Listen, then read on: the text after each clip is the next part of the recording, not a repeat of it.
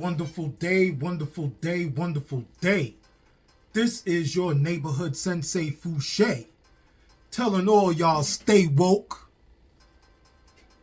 relax, and take notes.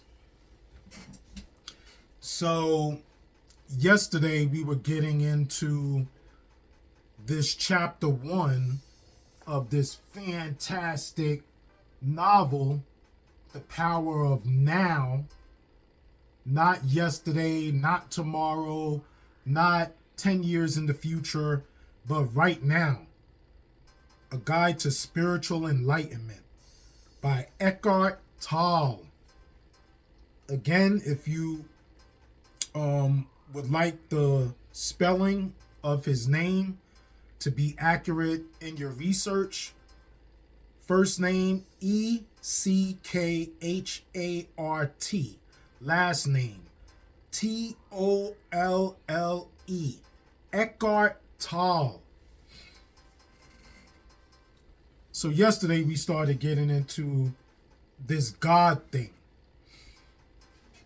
And am I an atheist? Probably. Do I believe in a higher power? Absolutely. There were a couple of things I pulled out right quick, and then we're going to get to something from a video listen. But we all, in our common spirituality of initial beginning in the information being given to us in a different type of code. Like the first introduction that I could remember on a mainstream level. And if anyone is just listening and not watching, the DVD cover that I'm holding up is The Secret. And I know a lot of people are definitely aware of this old school thing that goes back now probably about maybe 17 years or so, 18, 20, The Secret. The secret has traveled through centuries to reach you, right? You are holding in your hand the great secret of the universe. It has been passed throughout the ages, traveling through centuries to reach you. This is the secret to everything: joy, health, money, relationships, love, happiness, everything you have ever wanted. In this astonishing film are all the resources you will need to understand and live the secret. Now, I watched this over and over and over and over and over and over and over and over and over and over and over again. I basically just keep a copy just as an object for guests to recognize and be inquisitive about, because I live this, you know what I'm saying? So a lot of these books and stuff that I hold are just objects, realistically, you know, not to show how much I know, but to be able to have reference to inquisitive minds that want to research as much as I have researched. So The Secret. Hold that down for a minute. The next movie cover that I'm going to show is a movie that preceded The Passion of the Christ. And when this movie, which depicted the life of Christ in an alternate theology or theory, it was dismissed from mainstream theaters soon, almost immediately after its release. Like, that's how much heat this movie received from religious people, as well as society and government. So yeah, it was thrown away and locked in a box. But I never forgot this movie, and it is The Last Temptation of Christ, starring William Dafoe and directed by Martin Scorsese. And it is based off of a novel by Nikos Kazantzakis. Nikos Kazantzakis. That's probably more closer to the correct pronunciation. In this movie, when Christ was redeemed from the cross, he actually lived an existence post-resurrection, and he was never crucified. It was only thought, or the myth was created in by his elder years, that he was crucified. And in this alternate theology, he regrets not fulfilling being crucified because he lived the life of a regular man. And once he tried to acknowledge himself to the public, after the public used his name in the form of a martyr, then he tried to correct and reclaim his name. And a man in the movie stated to him, like, if you are Christ, like, I can't let that leak. I can't recognize you as Christ, because the Christ that we created is supposed to be an aspect of hope for the desperate. And if you are living and people know that you're alive, like, that's just going to ruin everything that we're trying to accomplish in this story, in this myth that we created for the desperate public, in the aspect of having them reach for hope. Yo, that's some serious stuff, man. That's almost like being bamboozled, hoodwinked. You know what I'm saying? The Last Temptation of Christ. Very hard movie to try to find. But if you want to research Nikos, Nikos Kazantzakis, Kazantzakis. And let me do a quick research or search on him right quick. There we go. He's Greek. He's a Greek writer and philosopher. He was born on March 2nd. I was born on March 3rd. And he died on the 26th of October in 1957. He was born in 1883. He's widely considered a giant of modern Greek literature. He was even nominated for the Nobel Peace Prize in Literature 9 different years, and remains the most translated Greek author worldwide. And this movie again, which was dismissed and submerged, to use that word. Let me stop, you know what I'm saying? Because I think you kind of get the picture, or not, because you haven't seen it, but I have. I studied this, some very serious stuff. And now this is going to get me into this next film that someone introduced to me. I'm trying to remember the timeline. 17 years ago. And we're going to play a clip from this movie.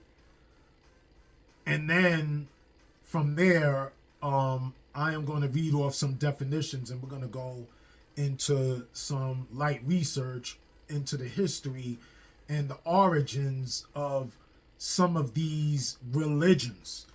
But the movie is The Invention of Lying. Ricky Gervais starred in this movie.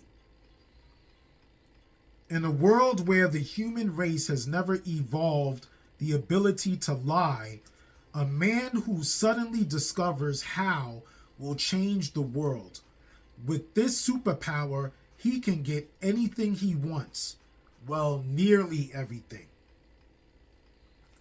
And in watching this film, everybody in this film in existence recognizes and acknowledges and lives and speaks in the aspect of accepting truth, regardless of whatever it is. So, to keep it a little bit more short, this man's mother was suffering in the end of beginning to die. You follow me? She was at the beginning of the end of her life. So she was full of fear. You know, and this is a world of acceptance and understanding. Despite, you know, your insecurities. You recognize your insecurities and you're honest about your insecurities in this film. In this film, they're honest about their insecurities. So he was in an emotional moment, and what he did was he started telling this story, and he's a writer as a career in this movie. He is supposed to be a screenwriter. So he starts developing the story verbatim to his mom about this existence and this happy place where everything you've ever wanted in this physical life, like you get. Like you're rich, you get this mansion, you know, everybody loves you, you know, just given other world, just to use that reference.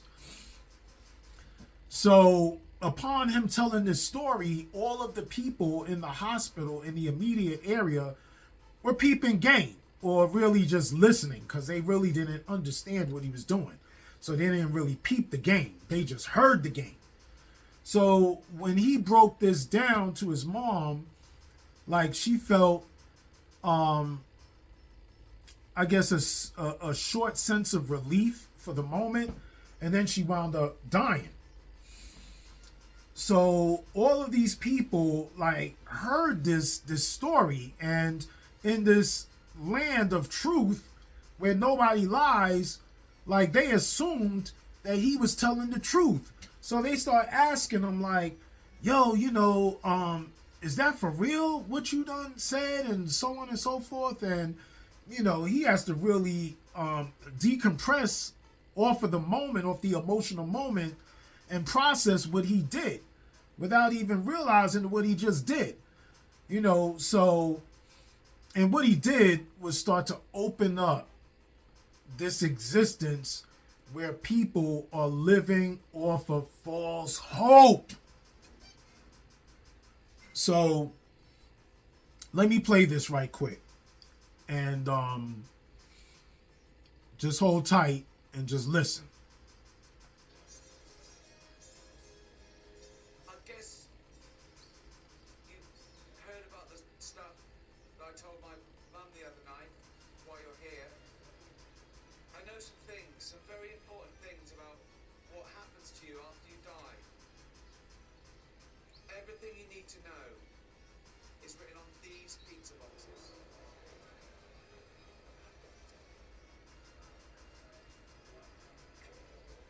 He wrote them on pizza boxes.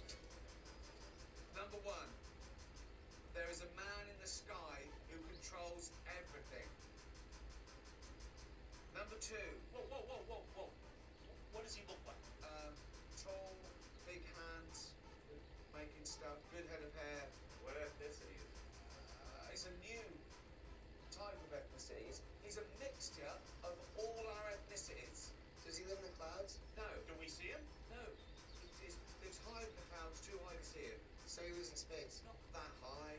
So then the thermosphere? Sorry, people. I've got a lot to get through here.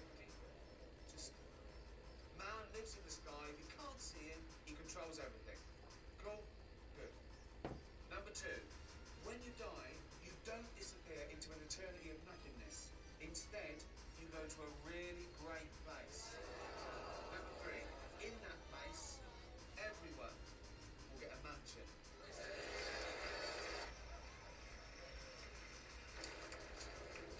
What kind of mansion? The best mansion you can think of. I was thinking of a horrible mansion. What? No, it's the best mansion you could ever think of. Not the one you're thinking of right now, but ever.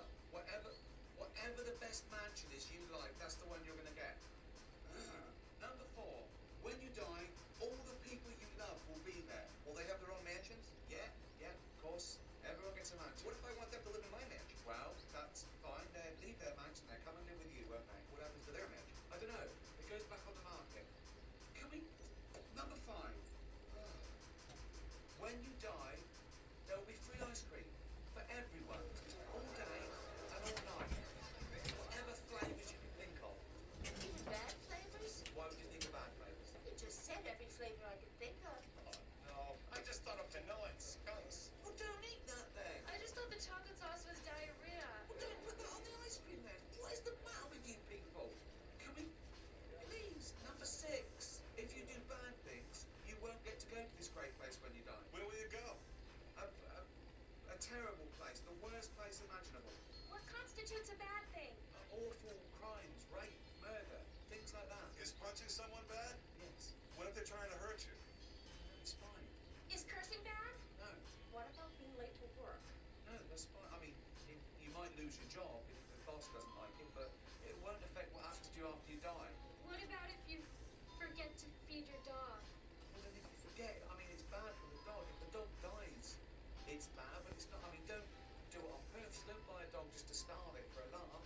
But I mean, If I do just one bad thing, do I go to that bad place? no. You get 3 chances. 3 bad things, and you're out. Like baseball. So what? So, anything else? Yeah. Please, can we just move on? No. We have to know everything that's bad.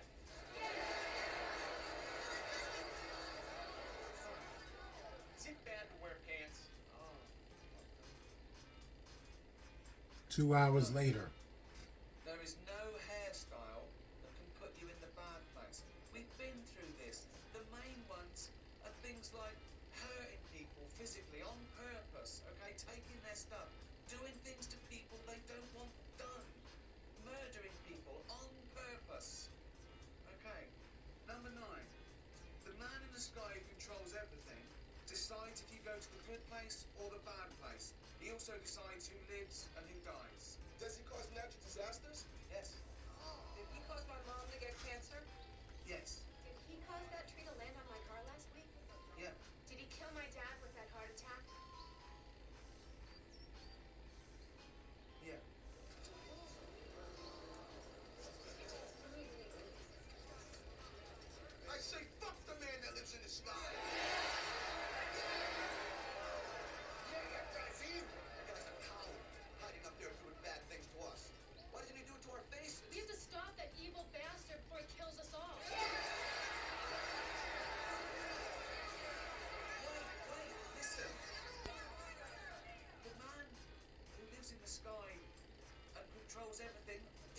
responsible for all the good stuff that happens.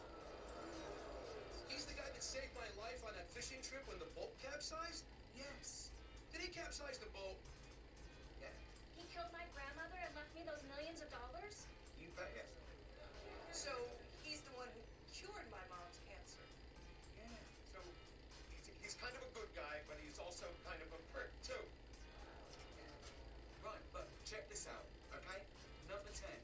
Even if the man in the sky does bad stuff to you, he makes up for it by giving you an eternity of good stuff after you die. As long as you don't do any of that bad stuff that you mentioned, right? Yeah, of course. So it's kind of a test. Yeah. Well, that's everything I know. Did y'all listen and hear that?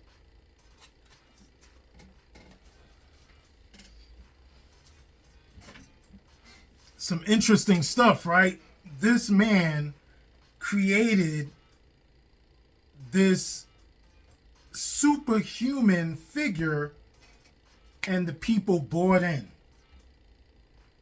for the aspect of desperate hope based on their emotional insecurities.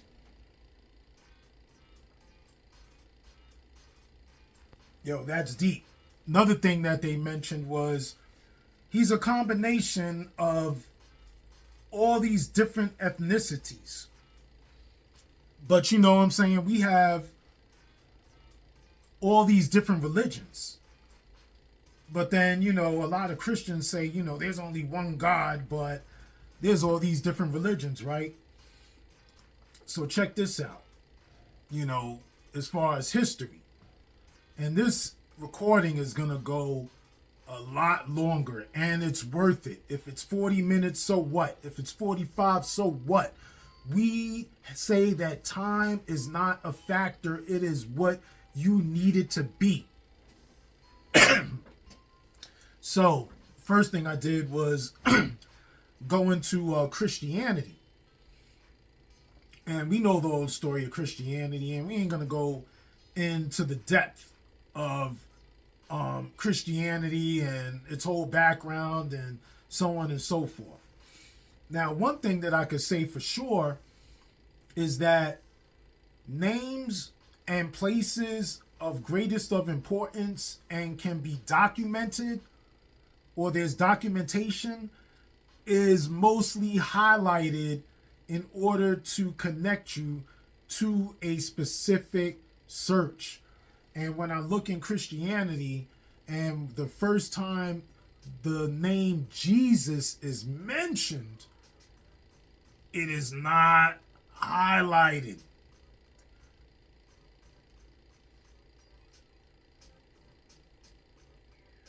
Anyway, let's pass that.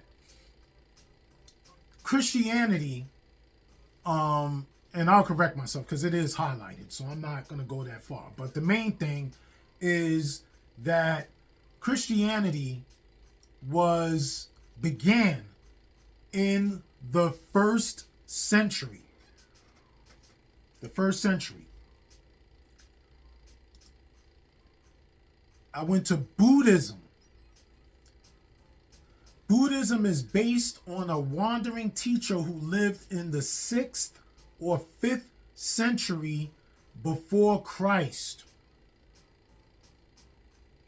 Like basically that's 7, 8 centuries before the introduction of Christianity. Hinduism,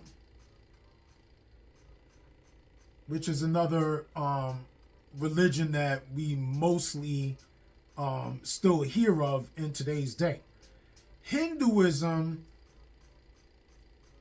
goes back to, I'm looking at, it says it emerged after the Vedic period between 500 to 200 BC and 300 CE, in another period, I guess, where it started to become more organized. But the way I'm looking at it here, The origin goes back as far as 850 BC, somewhere between 850 BC and 600 BC. Islam goes back to 7th century after Christ, AC. Now, something that I read of a long time ago, which origins, they state, is in the Iranian region, which is basically like the Middle East or North Africa, is Zoroastrianism. And Zoroastrianism was first recorded in the mid 6th century BC. So when they talk about, this one God is the one true God and this almighty God is above all other gods, what are we talking about? You know what I'm saying? And even more than that, I looked up monotheism, which we all know is the belief that only one God is the true God. And then you have what they call polytheism, which existed prior to this whole monotheistic system that has been in place for whatever X amount of time, which is the belief in different gods and entities that represent many different things, where they all have equal or some form of equal playing field and special specialties or special energies specifically related to these entities. So they're just different parts of one big whole instead of one whole making or cutting things into different parts. It's different parts making up one whole as opposed to one whole sectioning everything into different parts.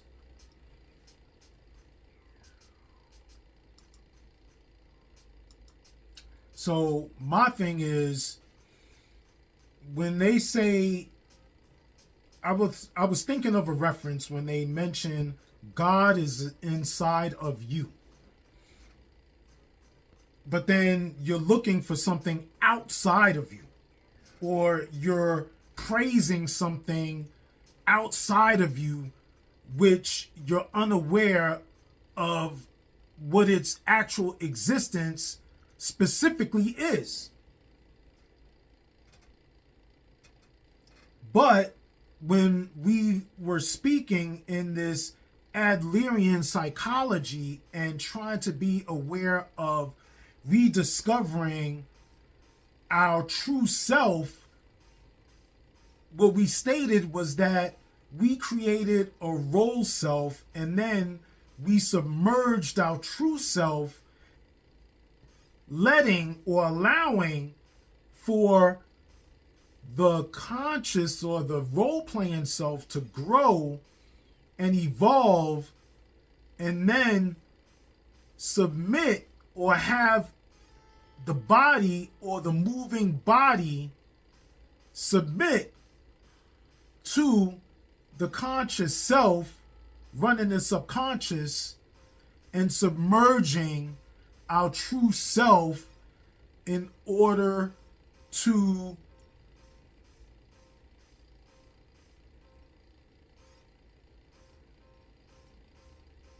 try to compensate for our insecurities.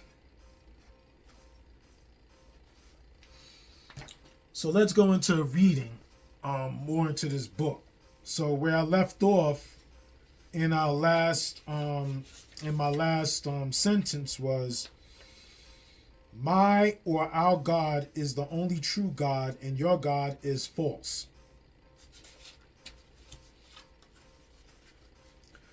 The word God has become a closed concept.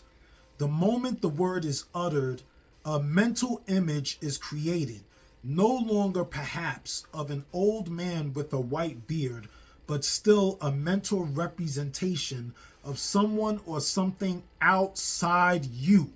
And yes, almost inevitably, a male someone or something. So there's a prejudice attached into this monotheistic created image or deity or God. So we submerge the woman beneath the man by creating a superhuman, superficial male figure for you to follow. Neither God nor being nor any other word can define or explain the ineffable reality behind the word. So the only important question is whether the word is a help or hindrance in enabling you to experience that towards which it points. Does it point beyond itself to the transcendental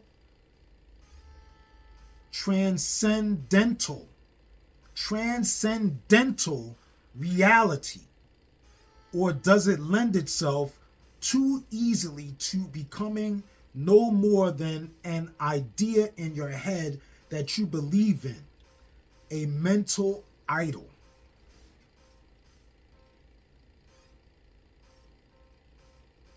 So in you being or having power, and the way that I identify it is, your highest self is God.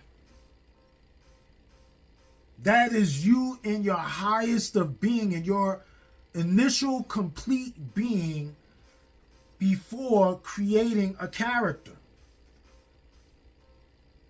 But you are tricked into giving your power to an identification outside of you. The word being explains nothing, but nor does God. Being, however, has the advantage that it is an open concept. It does not reduce the infinite invisible to a finite entity. It is impossible to form a mental image of it. Nobody can claim exclusive possession of being.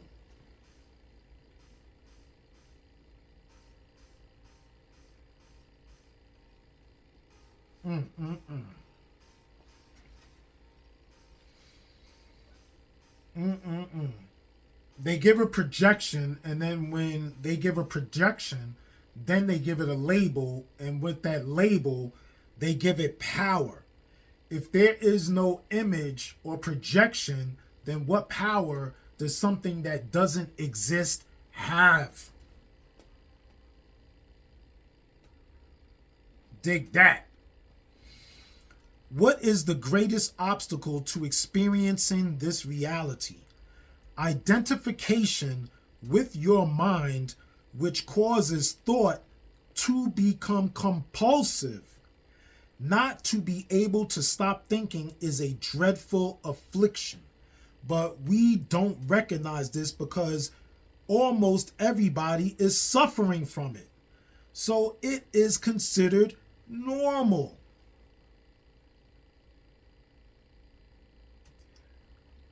When you deal with your insecure self,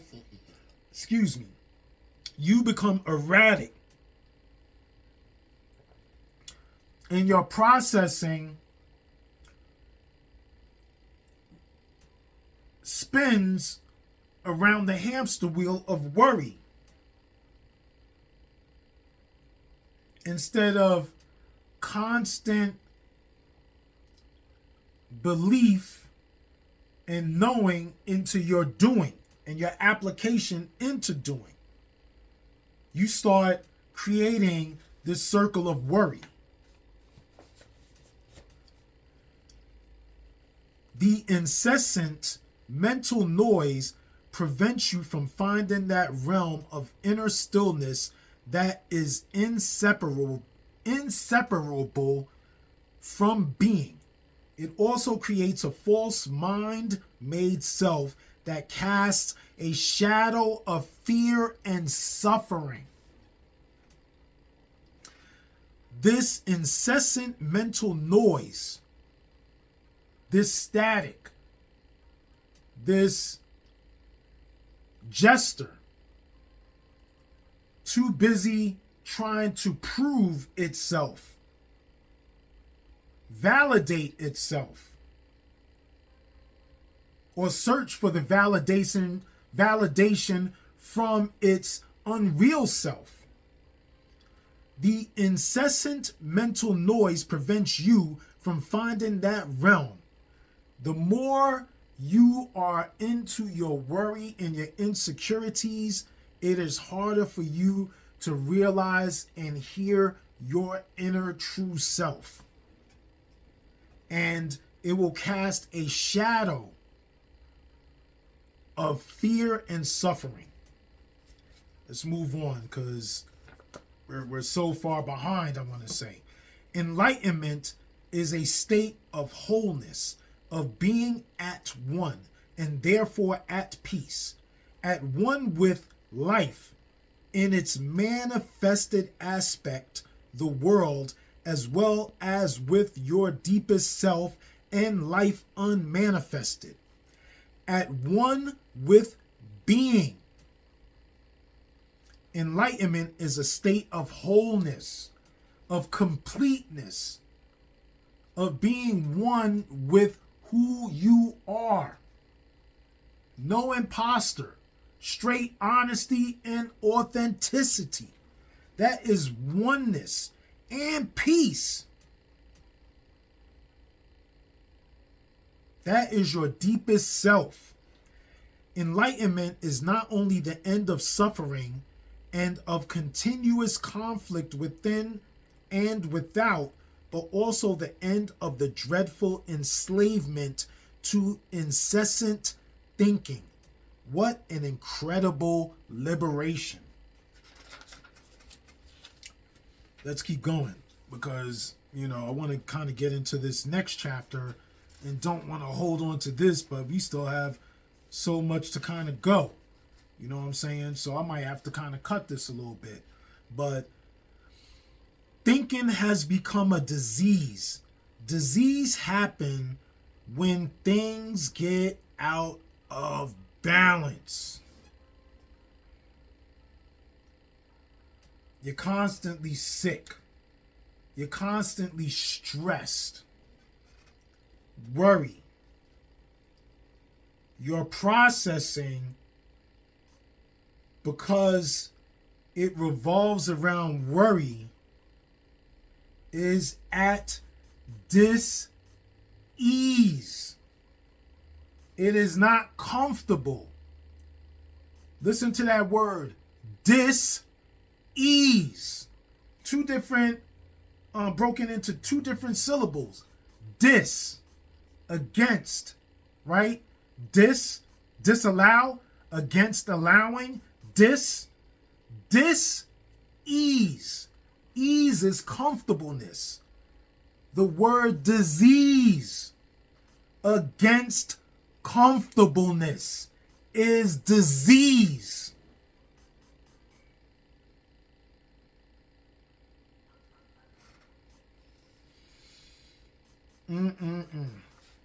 It's just we got more. We got more to come, but for now we are going to pause. I got a little ahead of myself earlier, so pardon me for the Jesus highlight. You know what I'm saying? That was a complete mistake. There is references into the history, but we're not going there because that's less important. Because we're not trying to find Jesus. We are trying to find you. We are trying to get you I don't know where the hell Jesus at. He been gone. You know what I'm saying? But you're here right now. And we need to focus on you. And pardon me for saying, I ain't thinking about Jesus. He ain't here. I don't know where he's at. He been gone. You're here right now. Now, the power of now. You're here right now. And you over here talking about Jesus. Where he at?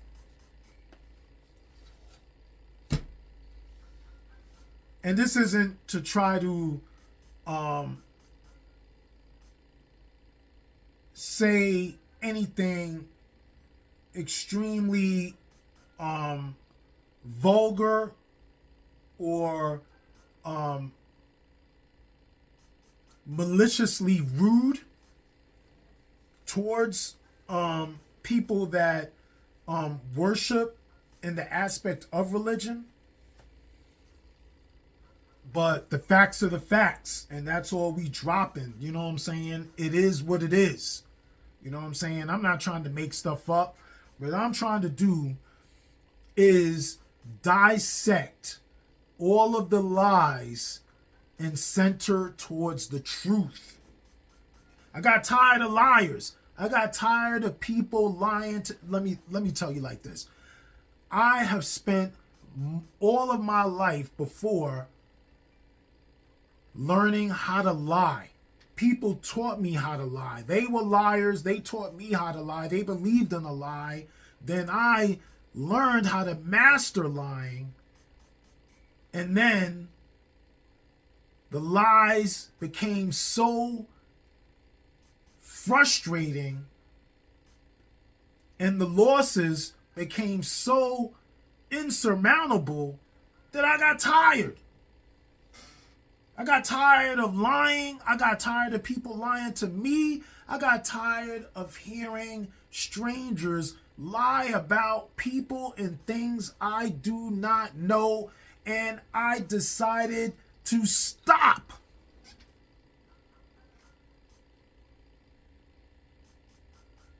Tomorrow's another day.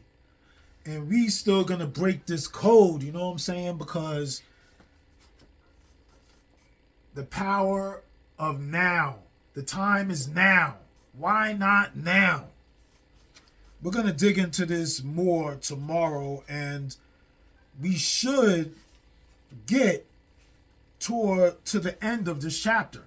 But there's so much to dissect. You know what I'm saying? There is so much to dissect. So on that note, because I don't want to go too far and go too long, but this is your neighborhood Sensei Fouché telling all y'all to stay woke,